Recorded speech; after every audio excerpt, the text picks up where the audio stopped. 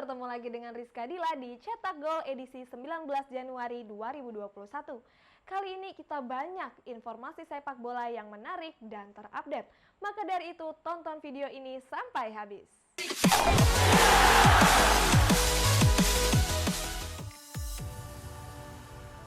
Dwi gol Ibrahimovic antar Rossoneri menang 2-0 di markas Cagliari.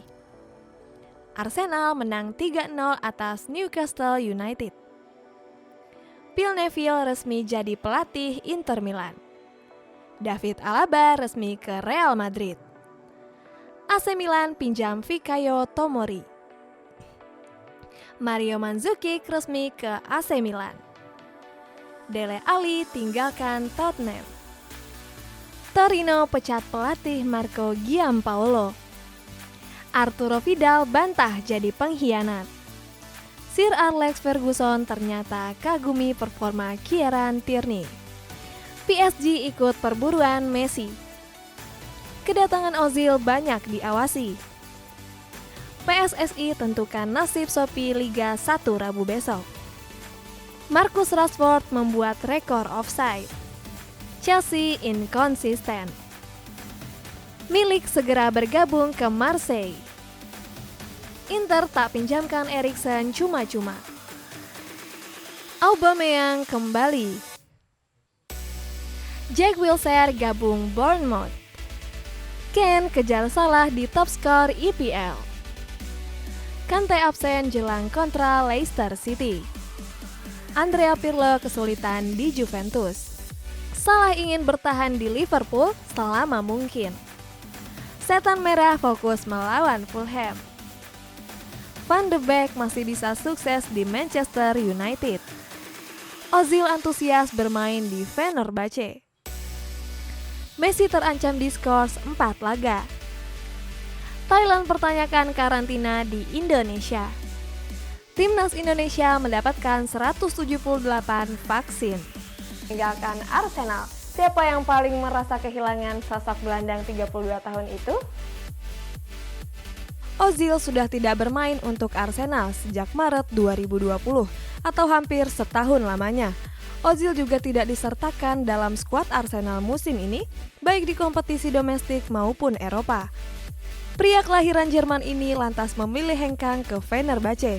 Memang belum ada pernyataan resmi dari Arsenal, namun klub asal Turki itu sudah mengunggah foto Ozil dengan atribut Fenerbahce di media sosial. Meski sempat dibekukan oleh Arsenal dengan alasan yang masih simpang siur, sampai saat ini Mesut Ozil tak bosan memberi dukungan ke Arsenal saat bertanding lewat media sosial. Dia juga sempat menawarkan untuk menanggung gaji maskot Gunnersaurus. Pihak klub ketika itu memutus kerjasama dengan Gunnersaurus yang sudah terjalin selama 27 tahun. Tak sedikit yang merasa kehilangan Ozil setelah melihat banyak foto-fotonya beratribut Fenerbahce. Banyak pula yang mengunggah momen-momen Ozil di Arsenal, ada juga video-video saat The Gunners bersenang-senang dengan chant Mesut Ozil. Luka Jovic hanya membutuhkan 28 menit untuk mencetak 2 gol bagi Eintracht Frankfurt, sedangkan dia harus bermain 32 laga untuk mencetak gol yang sama bagi Real Madrid. Jovic kembali bermain untuk Frankfurt hingga musim 2020-2021 berakhir. Jovic sendiri gagal mendapat tempat utama di Real Madrid. Dia kalah bersaing dengan Karim Benzema. Selain itu, pemain asal Serbia ini juga punya hubungan buruk dengan Zinedine Zidane. Luka Jovic tidak butuh waktu lama untuk beraksi bersama Frankfurt. Dia langsung masuk ke skuad saat Frankfurt berjumpa Schalke di pekan ke-16 Bundesliga. Pelatih Frankfurt, Adit Hatter, memainkan Jovic pada menit ke-62. Saat itu, Jovic pun menjadi pembeda dengan 2 gol yang dicetaknya pada menit ke-72 dan 90 plus 1. 1,5 musim di Madrid, dia memainkan 32 laga dan hanya mencetak 2 gol. Sedangkan di Frankfurt, Jovic hanya butuh 28 menit untuk bisa mencetak 2 gol. Di Jibril Sow, pemain Frankfurt sejak awal tahu bahwa Luka Jovic akan mencetak gol ke gawang Schalke. sebab dia melihat ada optimisme yang besar dalam diri Jovic ketika bicara dengannya sebelum berlaga. Kendati tak ada gol tercipta, tak berarti pertandingan ini tak berlangsung menarik. Laga tersebut tetaplah menjadi sebuah ajang adu strategi bagi kedua pelatih. The Reds bermain dengan sangat agresif dan dominan pada laga tersebut. Mereka pun melakukan pressing yang amat ketat. Sebaliknya, Manchester United bermain lebih bertahan. Mereka lebih banyak mengandalkan serangan balik cepat. Sepanjang pertandingan, Liverpool hanya mampu melepas 3 tembakan yang mengarah ke gawang United. Sementara itu, United mampu melepas 4 tembakan yang mengarah ke gawang Liverpool. Permasalahan terbesar The Reds adalah mengkapitalisasi peluang yang mereka dapatkan menjadi gol. Kemudian barisan pertahanan The Reds gagal mencegah Marcus Rashford dan kawan-kawan menciptakan peluang emas di area pertahanan mereka. Liverpool tak mampu menghasilkan gol saat melawan Manchester United. Kedua tim harus puas dengan skor imbang 0-0. Liverpool tampil dominan atas MU. The Reds tercatat punya penguasaan bola mencapai 65,8% dan melepaskan 17 tembakan. Namun, dari 17 tembakan itu hanya 3 yang mengarah ke gawang. Dengan hasil imbang 0-0 melawan MU, Liverpool berarti sudah melewati 3 pertandingan terakhir di Premier League tanpa mencetak gol. Sebelum menghadapi MU, tim arahan Jurgen Klopp itu bermain imbang 0-0 melawan Newcastle United dan kalah 0-1 dari Southampton. Gol terakhir yang diciptakan oleh Liverpool di Premier League adalah saat bermain imbang 1-1 melawan West Bromwich Albion pada 27 Desember. Itu berarti Mohamed Salah dan kawan-kawan sudah melewati 348 menit tanpa mencetak gol di Premier League. Ini jadi laju puasa gol terpanjang Liverpool di Premier League dalam 16 tahun terakhir. Kali terakhir, mereka juga melewati 3 laga tanpa bikin gol di Liga Inggris adalah pada Februari-Maret 2005 saat masih ditangani oleh Rafael Benitez. Akibat hasil seri melawan Manchester United, Liverpool tertahan di peringkat ketiga klasemen Liga Inggris dengan 34 poin dari 18 laga. Mereka tergusur dari posisi runner-up setelah sehari sebelumnya Leicester City menang 2-0 atas Southampton. Harvey Barnes terus tampil gemilang. Pemain sayap kiri ini sudah mengemas 6 gol dan 1 assist dalam 17 laga. Harvey Barnes merupakan produk akademi Leicester City. Sempat dipinjamkan ke MK Dons, Barnsley FC, dan West Brom. Barnes akhirnya menembus skuad utama Leicester di tahun 2019 kemarin. Di Liga Eropa, penampilannya juga gemilang dengan koleksi 3 gol dari 6 laga. 1 gol lagi dilesakan di Piala FA yang membuat jumlah golnya di seluruh kompetisi musim ini sudah mencapai 9 gol, lebih baik dari musim lalu. Barnes sendiri masih berusia 23 tahun. Menariknya, Barnes merupakan pemain serba bisa di lini serang yang juga bisa diplot sebagai gelandang serang dan gelandang bertahan. Manajer Leicester City, Brendan Rodgers melempar pujian kepada Harvey Barnes. Baginya, Barnes punya kecepatan lari yang kencang dan dirinya terus mengasah akurasi tembakan. Walau masih muda, Barnes punya sikap profesional yang tinggi. Dia akan terus berkembang untuk menjadi pemain yang terbaik. Arturo Vidal menjadi salah satu nama yang paling disorot dalam pertemuan Inter Milan versus Juventus pada laga Serie A 2020-2021. Vidal yang notabene merupakan mantan pemain Juventus harus menghadapi sejumlah ex-rekan setimnya, mulai dari Giorgio Chiellini, Leonardo Bonucci, hingga Alvaro Morata. Pemandangan menarik terjadi sebelum pertandingan dimulai, tepatnya dalam sesi pemanasan. Vidal terlihat mengobrol dan bercanda dengan kapten Juventus, Chiellini.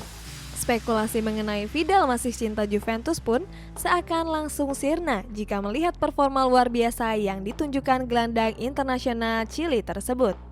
Vidal pun sukses membuka keunggulan Inter Milan lewat sebuah sundulan meneruskan assist Nicolo Barella ketika pertandingan baru berjalan 12 menit. Tak hanya itu, Vidal juga tampil solid di lini tengah Inter Milan dan beberapa kali sempat memiliki peluang untuk mencetak gol keduanya ke gawang sang mantan. Inter Milan dikabarkan sedang mengalami situasi sulit soal finansial. Salah satu dampaknya adalah kegagalan Inter Milan membayar cicilan transfer Achraf Hakimi. Inter membeli Achraf Hakimi dari Real Madrid pada awal musim 2020-2021 lalu. Inter dan Madrid menyepakati transfer pemain asal Maroko tersebut dengan harga 40 juta euro. Inter Milan tidak membayar secara langsung pada Real Madrid untuk transfer Achraf Hakimi. Nilai 40 juta euro yang disepakati kedua klub dibayar dengan skema cicilan selama 4 kali. Harusnya, Inter Milan membayar cicilan itu pada Desember 2020 yang lalu. Namun, Inter gagal membayar cicilan itu. Krisis finansial yang dialami klub telah membuat klub gagal membayar cicilan sesuai waktu yang disepakati.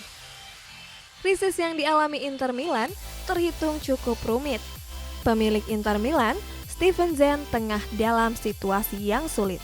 Sebab pemerintah Cina menerapkan blokade pada perusahaan milik Zhang untuk melakukan investasi di klub sepak bola luar negeri. Saat ini, Inter Milan juga disebut bakal melakukan negosiasi ulang dengan pemain tentang gaji. Inter Milan dilaporkan meminta penundaan pembayaran gaji ke para pemain. Fred memahami karirnya di MU hanya akan semakin menenggelamkannya.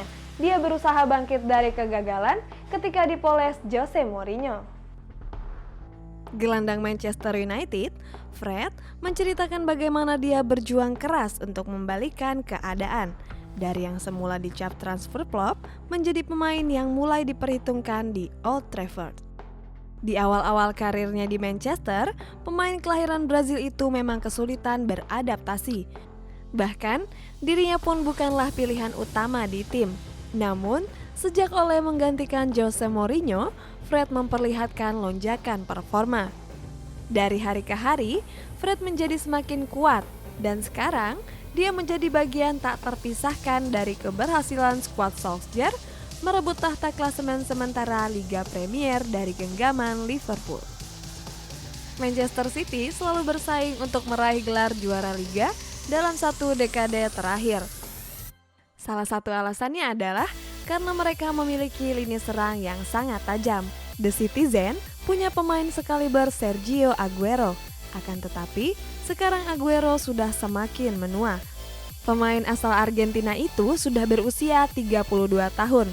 Selain menua, Aguero juga sering mengalami cedera. Kini, Manchester City disebut siap berpisah dengan Sergio Aguero. Terlebih, kontraknya akan berakhir pada Juni 2021 nanti.